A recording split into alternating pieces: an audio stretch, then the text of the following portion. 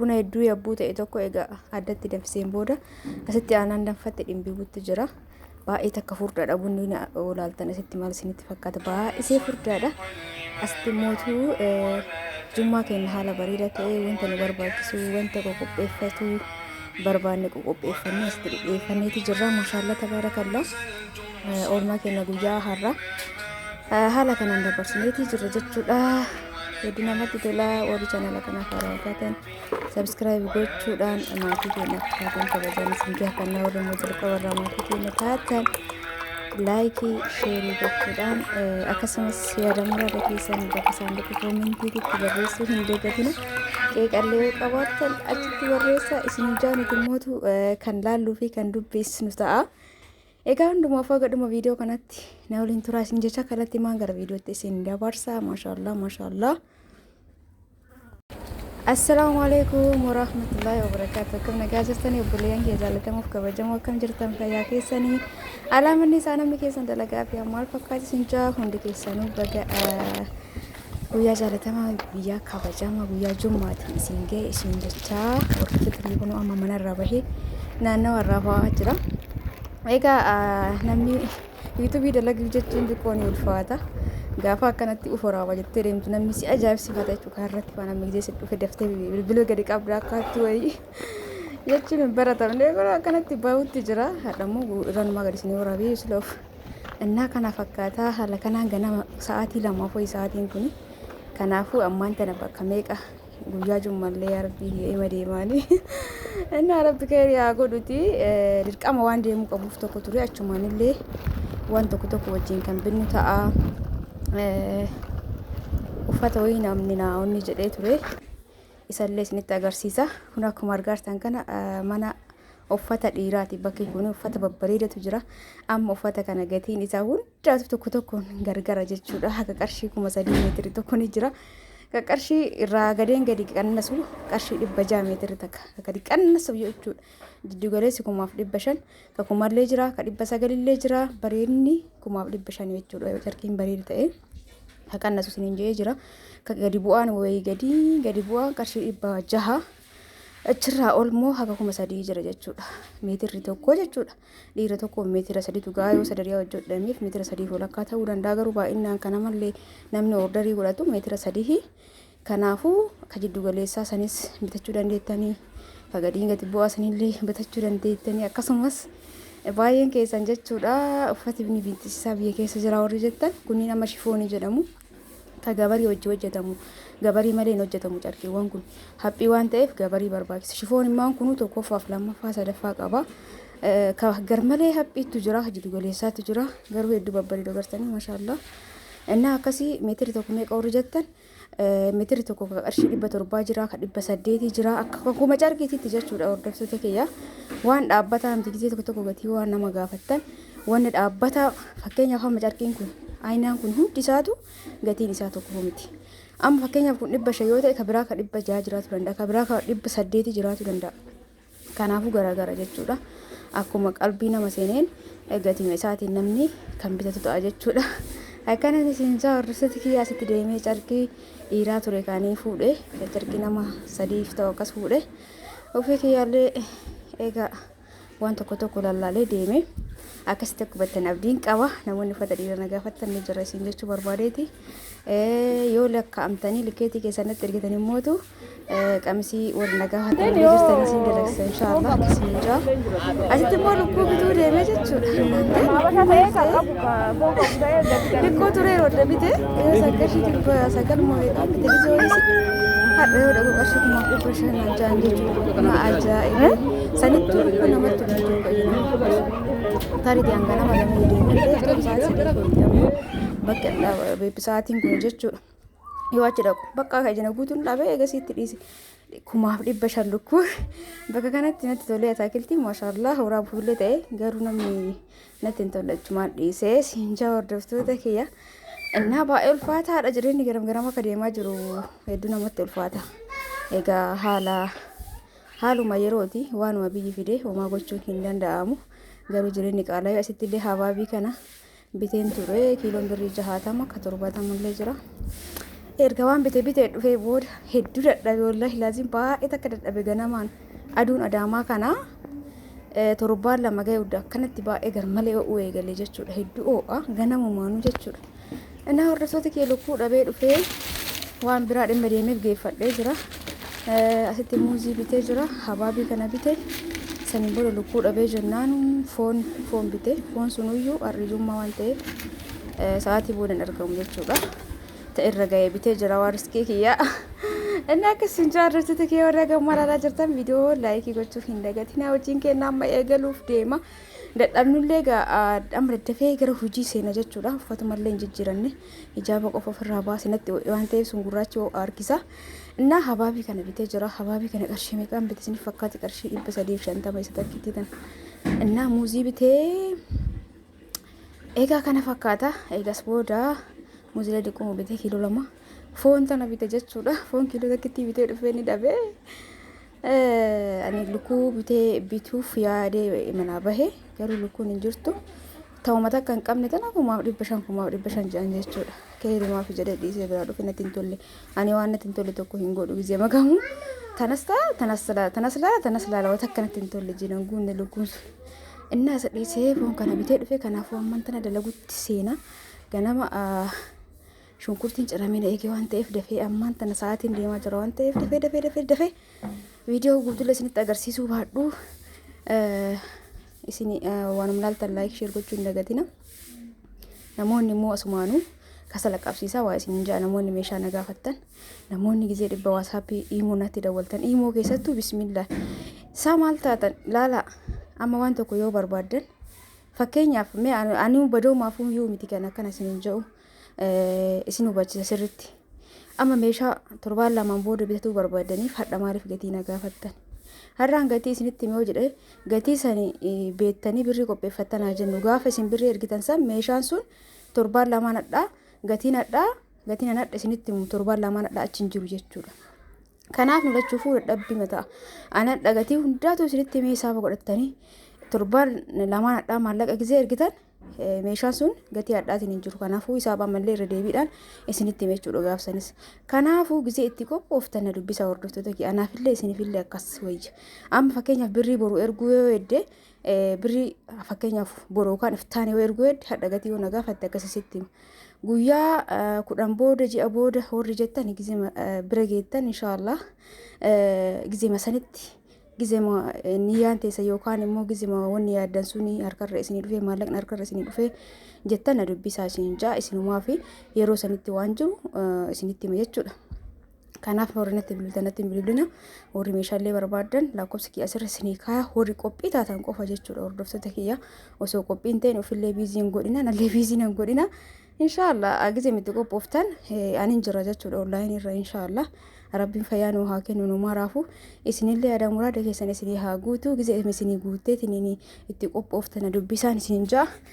Egaa kasala kiyya itti eegana qadheen booda haga kasalli qabatu foon kana baay'ee xiqqoodha foonichi qaama muru kana xiqqoo isii qaba foon kun waan lafe immoo haa ta'uuti kaa shunkurtii wajjin ni ta'a. Akkanatti oolmaa jummaa kennaa jummaa fakkeessinaa shaashambaa jenna. Isinillee viidiyoo ilaalaa kan ittiin boharaa isiniin jaa hordoftoota kiyya kunoo homaan jedhu iyyuu akkanatti gargar baasee foon akkanatti baasee jira hordoftoota kiyya. Inna asitti immoo lafee baasee isaan lafarratti homaan hambisne bismillah. Inna foon liqqaata jennaan lafee mutuq irraa godhee irra baasee hin dhabe tasa irra ga'e kanaayyuu jechuudha. Jummaa bakka hin bitu sanii fireeshii qalanii yooma san jechuudha. Garuu immoo hooma san dhumata. Innaa hin dhumate waan bira ga'u jechuudha. Asi shunkurtiin dura kattafamee na eegee shunkurtii kiyya itti naqadhee bilchaatutti jira kasalli sirri itti naqe kasala maandajaan guddaa kun maashaallah. Annaante ammaandajaa xiqqoo irratti woxii hojjedhu waan bilchaatu natti fakkaatu maaliif akka ta'e immoo maaliif ibidda irratti hojjedhaan gizee baay'ee foon fa'a ibidduma irratti hojjedha. Garuu akkana xiqqoo taate guyyaa muraasa akkanatti maandajaa irratti foon ka hojjedhe. Innaa waan bilchaatu natti fakkaatu maandajaan guddaan kun maashaallah isin ijaa zeetii itti godhee jira. Shunkurtiin eega bilchaateen booda zeetii itti godhaa foon qopheessinee jirra. Eega shunkurtiin kennallee bilchaateen booda barbaree itti galchine sani booda hojiitti aanutti deemne jechuudha. Kun akkuma argaa jirtan kana foon kennaa osoo ittiin galchin dura barbaree halluu margitan kanaan haga dhumaa isinitti jechuun kun noormaalaa gizee hedduu hojjenna. Kanaafuu an amma oolmama jedheetumaan viidiyoo keessa galchee malee jechuudha. Egaa wanni miti jechuu barbaadeeti barbaree keenya akkana sukkuumannee dhiqqootti dabala. Saniin booda sirritti viidiyoo dhaabaa dalagna waan ta'eef isinis akkana sirriitti sukkuumaa haga dhumaa suugoo bilcheessina. Egaa suugoon keenya bilchaateen booda dura lafee itti godha. Kunoo suugoon isinitti mul'ata akka bilchaatee gasii lafee itti godha. Kunoo akkuma argaa jirtan kana saniin booda inni dhiqqoo bilchaatee jedhe foon itti naquudhaan saniin booda sookadda itti goone mi'eessituu garaagaraa itti goone irraa baasuudha jechuudha. Inni bilchaatee amma lafee itti godhee jira. Egas booda kunoo akkuma argitan kan lafeen dhiqqoo bilchaate foonicha itti godhe dhiqqollee taatu ni gaha jechuudha gahaadha. Innaa akkana jummaa haala bareedaa ta'een jummaa nama lama qofaan mana jirra. Anaaf ittiin na bira ta'etu halloo jedhamti. Jiddumaan immoo kilaasii tana faafaa gochuu barbaade kun akkana walawwalee finxaafii kaasee jira. Akkanatti egaa walawwaleen booda dhiqqoo akkanatti tursiisnee egasii faraarrashna jechuudha. Hordoftoota kiyyaa bakka hojii keenya bismillaa jenneetiin faafash goonee du'aa keenya godhannee hojii keenya sa'aatii booda gara laayivii tiiktookii deemna jechuudha. So ammaan tana akkanatti babbareechisee walawwalee jira. Shiitiin haarofni galee jira. Maashaallah tabaarakallah. Kanaafuu seentanii maatii keessan gammachiisuu obboleeyyan keessanii gammachiisuu dandeettan sarpiraayiz gochuu dandeettan osoo isaan quba qabaatiin jechuudha. Gammachuun nama tokko arguu caalaa nama gammachiisu hin jiru. Waaw egas booda kunoo dura afee dura walawwalee ibidda yookaan aara keessa aarsee ture ammaan tana kanatti faraarrashee jira. Hedduu natti tolee jira. Iddoo itti waa hojjetan tokko akkanatti yoo tsadaa gootanii keessattan waa namatti tola jechuudha. Innaa hordoftoota kiyyaa ammaan tana sa'aatii booda jum'aan booda ni beektanii shiitii laayivii irratti gurguran tiktook irratti isinii gale. Innaa sammuu duraa san baay'ee waan biizii ta'eef shiitiin hedduun na bira ture hin gurgurree kagalche jechuudha. Yeroo zuurii meeqaffaatiif kagalche as dheena kana kagalche jechuudha. Biizii waan ta'eef meeshaa gizee duraa san baay'ee ordarii waan godhataa jiraniifu ammallee jidduu osoo madafee amma mootu laayivii seenuu natti hin tolu akkuma namni na yaadatuu fi dura waan irraa badeef malee amma arafaa fi ergaan nama hedduutti na bira jira. Haa ta'uuti mee amma sa'aatii booda ni sina jedhaa jira. Kanaafuu ammaan tana akkanatti faraarashnee geessinee sa'aatii kan amma waxiin bilchaataa jira. Amma waan hundaa xaxxaragee geesseera. Amma meeshaa bunaallee sitti qopheeffadha. Ixaana kana hedduu jaaladha. Hedduu akkanis injaa ixaanni garaagaraa ni jira kaakaa hedduu namatti tottolu. Kananta kanallee ni jaaladha. Kan biraas ni jira. Innaa akkanatti itti goonee geessinee jiddumaan immootu meeshaa ol dhiyeeffannaa jechuudha. Hordoftoota kiyyaa kunoo kana fakkaata ixaansi keessa aarsine bakka kanatti osoo argitanii wallaahi laazim hedduuf bakka ho'a hin dandeenye. Sanirratti immoo galee kunoo ibidda biratti waa hojjedhe baay'ee akkanatti ho'aa ture. Kunoo akkuma argitan geessee jira. Amma waan waxilleen gara dhumaa raawwatee waxillee hojjedhee geessee sa'aatii kana kilaasii tanallee bakka hojii kiyyaa faraarrashadhee jira jechuudha. Ammallee walitti deebina. Ammaan tan habaabii binne kana ni qalla. Habaabicha qallee foon waan guutuun argataniif walakkaa isaa habaabiin akka akkasna jechuudha. Kanaaf bakka foon baay'een dhabame san isa bakka buusna qallee jirraa isallee gizee qallu isinitti agarsiisne gizee morma irraa muruu malee amma asitti sufraa dhiyeeffannee waan hojjenne hunda asitti qopheeffannaa jechuudha. Hordoftoota akkuma argitan waxilleen gahee jira. Waxiif biddeen asitti immoo sufraa bunaa akkana gadi cabsa. Sufraan bunaa kana bira jiru baay'ee guddaadha. Taan dura manaa qabsu nagatti meetana turte garuu amma kana maamursiisaa jiru meetira tokkoof tokko jechuudha. Cinaan fi garalleen baay'ee guddaadha. Amma fakkeenyaaf anillee guddaa kana fayyadamaa jira. Kan duraa waan na jalaa walitti ni jijjiireef ibidda walitti bubuuteef amma tan isinii bunallee dhiyeeffannee nyaata keenyallee dhiyeeffannee waan mana jiru waan manni keenya qabu dhiyeeffannee saniin booda dhiqannee gara jummaa keenyaa deemna jechuudha. Egaa deebineen booda viloogiin keenya itti fufa. Ammallee hin geessine ani gizee jummaa gale meeshaa olii gadi guuruu hin jaaladhu. Waan barbaachisu hundaa asitti qopheessee itti uffisee kan itti qadaadamu itti qadaadee biraa deema. Gizee dhufe waan takka hojjechuun barbaadu buna qofa asitti agartanii maashaallah ambaashaa hojjedheen ture. Ambaashaa kanallee ni dhiyeessa. Habaabichallee kunuu qallee geessinee dhiyeessinee jirra. Muuziis waan mana jiru maraa kaa'igaa akkanatti fiffidannaa. Egaa bakkuma jirtan jiraattanii jechuudha. Gizee an fakkeenyaaf nama jummaa kophaa kiyya dabarsaa jira. Gan kophaadha jettanii of hin miidhina. Yeroo dheeraadhaaf akkasitti dabarsaa ture jechuudha. Namni mana jiraatiin hatta waayuu hin dalagu. akkas ta'uun keenna hedduu ofii keenya nu miidha. Haa ta'uti abbaan rabbi irra fide dhufuu danda'a, namni dhufuu danda'a, namni dhufanaaf jedha jira. Garuu immoo jalqaba adduma jira. Haa ta'uti haala bareedaa ta'een ofii keessan wajjin dabarsaa gisee namni hin jirrellee namni hin jiru jettanii marattanii hin taa'ina. Shamarran keenya mana keessan xaxxaragadhaa faafaa jedhaa bakka keessi keessanuu rahaa argata jechuudha. Yoo akkanatti waa hojjettan waan yaaddatanii illee jiraattan waan sanni dagattanii waan hojjettan san qofa yaadattan jechuudha. Yoo akkana biizii taatan waan isin yaaddeessu fakkeenyaaf yoo kan jiraatu ta'e hojiidhaan gizeef qabda waan sanni dagattanii jechuudha. Kanaafuu haala bareedaa ta'een akkanatti qopheessine hambaashichillee kana fakkaataa ruuzinis geeraasittillee ittoon keenya kunoo baafannee jirra. Haala kana geessineerra amma. Kanaafuu amma kanneen hundaa itti qadaannee asittillee kunoo ixaana keenya itti goonee jirra. Siniin bunaa dhiyaate oonluu dhiyaate ammaan tana dhiqannee gara Jum'aa deemuudha. Yoo achi deebine laaqana keenya nyaannee saniin booddee buna keenya danfifannee rahaa jennaa. Kunoo gizee deemu siniin oraamnee eega salaannee deebineen booda akkanatti uffata keenya jijjiirannee hinjaa hordoftoota kiyyaa gara buna danfisuu deemna. Namoonni ishiitti irraa jalattillee wal fakkaataa barbaadan bifa garaagaraa ta'an na biratti ni argattanii. Shiitii ta'ee jechuudha. Shiitii mana normaala ta'e irraa jalatti tokko warri barbaadan horii darbannoo nagaafattanillee jettanii jira inshaallah. Dafa koota gara keessaa kanarraa bitadha arafaadhaaf namni barbaadan shiitii babbareedaa shiitii maqlamaa amma haaphii sanii wajjinillee ni jirti. Tufuudhallee ni jira. Darbannoon irraa jala wal fakkaatu buna hawwata ta'u jira. Kootiiwwan hawwata ta'ullee jira. Kanaafuu seentanii karaa waasaappittiin dhuftanii dubbisuu dandeettanii. Lakkoofsi bilbilaa kiyya duwwaa 9 duwwaa 673 karaa waasaappittiin heloo jettan ani isin boon isin keessummeessaa. Egaa namoonni meeshaa mana keessaa barbaadanis namoonni farniicharas ta'uu danda'a, meeshaa mana keessaa ta'uu danda'a. Hundumaafuu waan barbaadan kamuu na biratti ni argattan. Heloo jettanii na dubbisuu qofa. Jalqaba garuu ofii keessanii tasgabbaadha. Waan dursa kennu fi qabdan dursa kenna. Yoo mana ijaarrataa jirtan mana keessan xumuradha. Rabbi sinaa qarqaaru. Yoo mootuu finishiin irrallee jiraattan geeffadha. Maaliif gizeen tokko sammuu keessanillee biizii hin godhina. Hiqaanni wadada jettanillee osoo mana ijaaraa jirtan osoo ijaarsarra jirtan yoo gara meeshaa sana dhuftan bakka lama taatanii. Kanaaf waan dura qabdanii jirtu yoo jiraate isa bakkaan geettanii eegas hiqatti deebi'uu dandeettan jechuudha. Obboleeyyan kiyya Rabbi yaada muraada keessan isinii haa guutu hunda keessanuu jechuudha. Akkana isin jecha buna keenya sitti akaa'aa jira. Maashaallah bunni kun hedduu bareedaadha. Hedduu jechuudha. Baay'ee akka bareeda magaalatti irraa har'aa. Amma kunoo maashaallah uladhaan urgaan isaa isin bira haqa qabu isin jaa. Egaa kanatti akkuma booda kan buna keenya danfifannee shaashambaa jechuutti jirra. Jummaa guyyaa har'a haala kanaan dabaree jira inshaallah.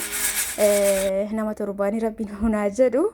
Video birallee akka hojjedhee gadi isinii dhiisu uummata akka shakkii hin qabu. Video kiyya warri ilaalaa jirtan galatoomaa ulfaadha. Galata guddaa na biraa qabdanii warroonni chaanaala kiyya ammaan tana dhiyoo kana subscribe godhaa jirtan maashaallah bareeda jirtanii. Subscribe kuma 15 galuu ka'ee dafa kuma 20 galcha na gammachiisa isin jaa. Egaa buna keenya ammaan tana sitti qoqqoodne booda naqannee maasiin kun akka badaa eeyyaa jechuudha. Garuu bareedaadha.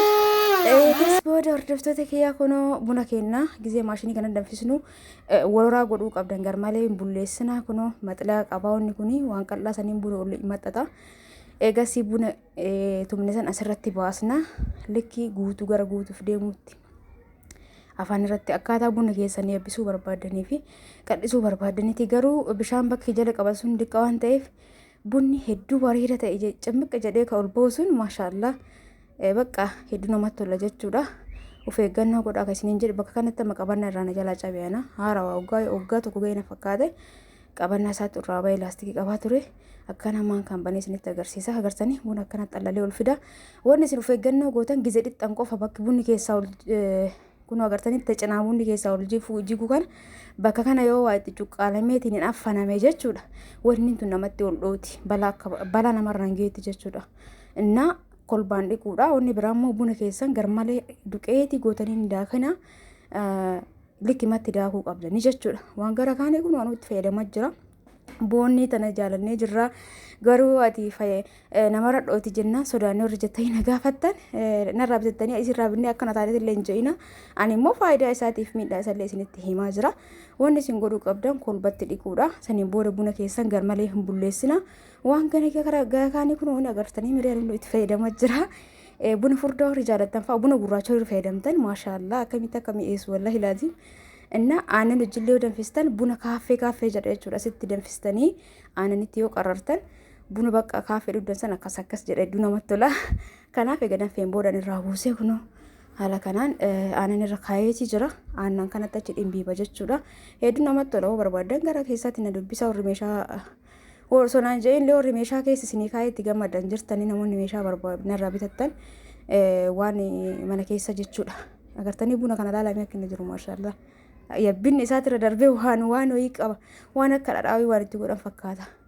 innaa of eeggannoo yoo fayyadamtan wanni ta'u tokko hin jiru taani mootu yoo isinitti hin tolin dhiisaa isin jaanamne gaafatan immoo haganuma isinii himuu barbaadeeti anuufii kiyyaa kun ittuma fayyadamaa jira eegaa viidiyoon kiyya kaarraa kana fakkaata warduftoota kiyya akka ittiin bohaartanillee abdii qaba maashaallah agartanii waaw bakka buna hedduu furdisa isin jeera diqqoo matti naqee amma agartanii garuu buna aannan garmalee furdisa jechuudha innaa buna adii yoo barbaadan immoo isuma xallalta san diqqeessuu qabdanii anamma oluma guuteetti xallalee diqqoo isii ni gurraachate innaa ixaana keenya akkanas caccassi goone yaa rabbii kiyya kana maan allaalchisini kiyyallee nama laaleenarraa qabii miqanyaa sharranyaan irraa qabi jenne du'aayii keenya godhanne eegasi buna keenya buufanne jechuudha hordoftoota kiyyaa yaa rabbii riskii nu bal'isi fayyaa nu kenni imaana nuuf kenni jechaatuma kaa'ee du'aayii haguma beekan godhatanii ni bire